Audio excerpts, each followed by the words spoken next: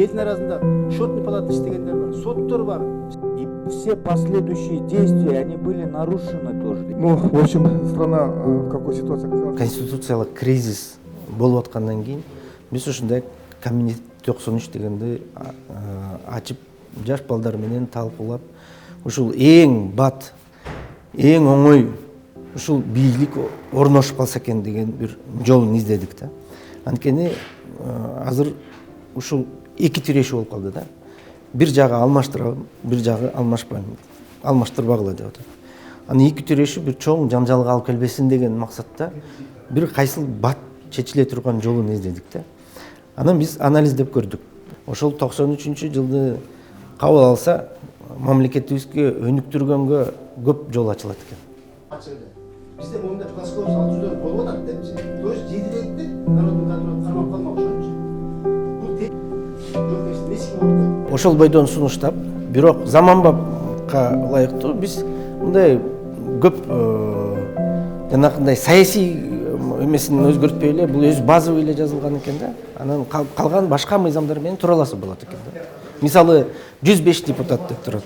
105 депутат кайдай список менен келет? Партийнийби, же мажоритарныйбы? Аны башка мыйзам менен туралап койсок болот экен. Эң негизгиси ошол 93 конституцияда 3 бутактын балансы жакшы жазылган экен да. Азыркы конституцияны карасак, 3 бутак сот бутагы жок. То есть буга укпеш керек. Мисалы үчүн Мен конок катары катышып туруп, бул туура багытта иштеп эсептеп атам, себеби азыр параллелдик түрүндө конституциялык кеңешме ишти жүргүзүп атпайбы, ал мыйзамсыз, эч кандай негизи жок, себеби бир топ тоскоолдуктар бар да.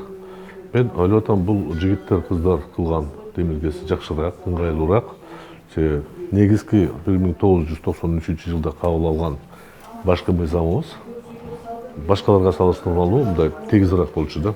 Кыйкырык, бири-бирибиздин айткан сөзүбүздү укпай, же болбосо кандайдыр бир себептер менен кабыл албай, элге мындай бүгүнкү күндө тартуулап атканын мен колдобойм чынын айтканда. Анткени мунун баардыгын кеңешип кескен бармак оорубайт деген кыргыздын сөзү бар. Ошол сөздү көздөп, ата бабабыздан калган кеңешип, жакшынакай жолду таап, бул түңгөктөн чыкканга баардыгыбыз өзүбүздүн салымыбызды кошушубуз керек. Өзүмдүн акыбалыма карабай байкап атасыңар, мен да ошол балдарды колдойм, ушул демилгени туура көтөрүп атышат деген ойду айтканга аракеттендим.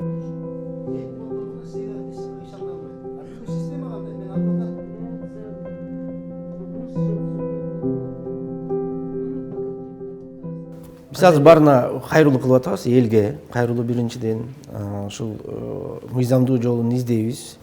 Чыныгы баягы көп указдар, көп ушул референдумду кандай туура эмес кабыл алгандарын биз ошону азыр конституциялык палатага да берели деп атабыз. Анан экинчи этабым болсо ушул ЦИКка кайрылып, балким кол топтоо, элден кол топтоо колдоосун алабызбы деген үмүтүбүз бар.